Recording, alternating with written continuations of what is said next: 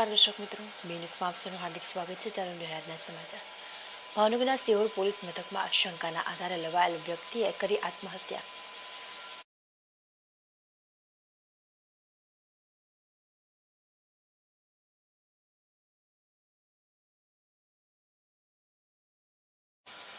ભાવનગરના સિહોર પોલીસ મથકમાં એક વ્યક્તિએ આત્મહત્યા કરી હતી.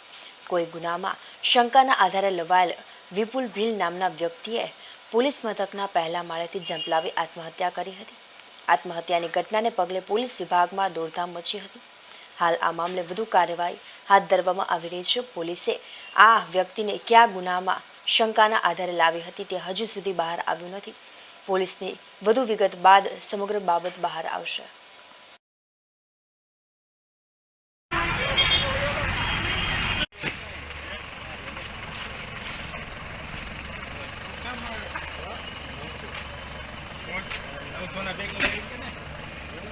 આપણે 500 ના બજેટમાં 500 ના